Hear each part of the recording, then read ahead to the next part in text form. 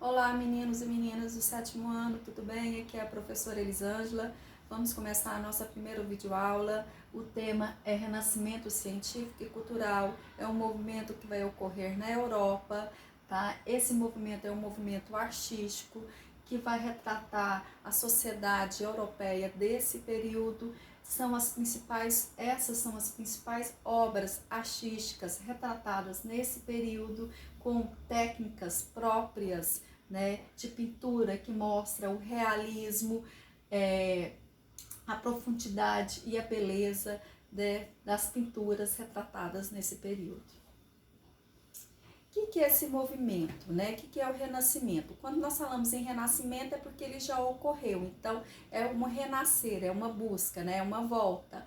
Então, principalmente da cultura grego-romana que nós vamos ver. Então, é o comércio que vai renascer, são as cidades que vão ressurgir, tá? E esse movimento, ele marca a transição da Idade Média para a Idade Moderna. Quem vai financiar esse movimento vai ser a burguesia, que era conhecida como mecenato ou os mecenas, tá? Também quem vai financiar o Renascimento vai ser a Igreja Católica. Então nós não podemos dizer que o Renascimento, os renascentistas eram ateus de forma alguma, porque os renascentistas, eles nascem de dentro da Igreja Católica com um pensamento diferente, de dentro, que vai buscar o conhecimento, a razão, né, explicações mais racionais que fogem às explicações religiosas, mas eles eram de dentro da igreja.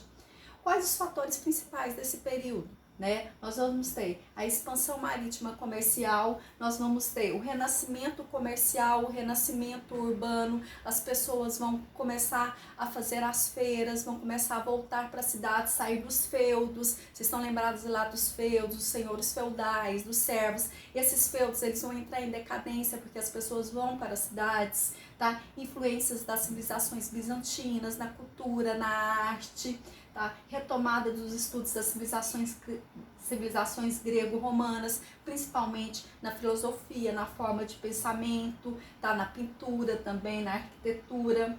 Nós vamos ter ascensão socioeconômica da burguesia, essa burguesia que vai, através da expansão marítima comercial, vai enriquecer. Essa burguesia, ela vai ter muito mais dinheiro que a própria nobreza. A nobreza vai ter o status de rei, de rainha, né, de duque, de condessa. Eles vão ter status, mas é a burguesia que vai ter o dinheiro, e essa burguesia vai contratar esses artistas renascentistas para poder estar representando a sua imagem, o seu poder, né, financeiro.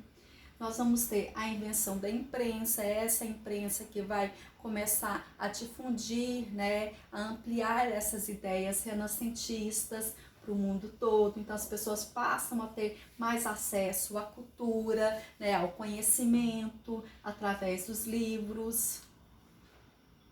E isso vai se expandir para todo mundo, então as pessoas vão ter acesso às novas escrituras, algo que antes era só do clero, outros, né, membros, a burguesia passa a ter o acesso a esses livros, a educação, começa a surgir as primeiras universidades. E quais as principais características que nós vamos ter do movimento renascentista? Uma é o humanismo, né? O humanismo, forma mais terrena, concreta de pensar a ciência, a moral, a religião. Então, a valorização das coisas humanas, das coisas terrenas. O antropocentrismo, o homem como centro de tudo, porque antes, na Idade Média, era o teocentrismo, Deus como centro de tudo, as explicações eram religiosas, agora as explicações passam a ser o quê? Humanas, né? Passam buscar a ciência e não mais só explicações religiosas. Tá? Nós vamos ter o individualismo, a valorização da capacidade da criação do ser humano, né? Então as pessoas, elas são diferentes, elas não são vistas como no coletivo, não são todas iguais, né? Robozinhos, não. O importante é ser diferente, ter a sua individualidade. Então é valorizado esse individualismo, o racionalismo, o uso da razão, né? Nós temos o que? A razão, Deus nos deu o pensamento, usar a razão para explicar as coisas do mundo, não somente a fé, não somente a religião, né? Usar a ciência. Então, o racionalismo, nós temos o naturalismo. O naturalismo, ele é muito empregado nas artes, mostrar as pessoas no seu dia a dia, né? A questão da perfeição natural, a anatomia, a perfeição do corpo, né? Como que as pessoas são realmente. O heliocentrismo, antes se acreditavam, né, que a Terra era o centro do universo, a igreja sempre colocou o geocentrismo, a Terra como centro do universo. E aí vem uma nova, né, uma nova teoria, o heliocentrismo. Não, o Sol é visto como o centro do universo, né? E aí nós vamos ter Galileu Galilei pregando o heliocentrismo, nós vamos ter Copérnico, que vai ser o primeiro colocando o heliocentrismo, né? E vão ser considerados hereges, pecadores, porque bateram de frente com a igreja que defendia que era a terra.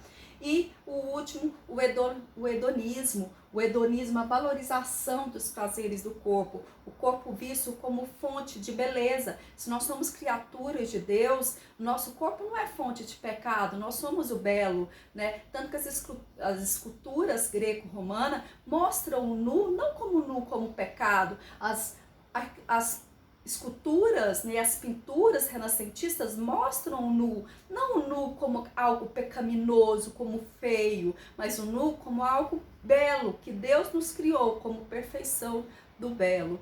É isso, meninos. Muito obrigada, tá? Então, essa é a nossa aula e depois nós vamos continuar esse conteúdo na próxima aula. Beijo, fica com Deus.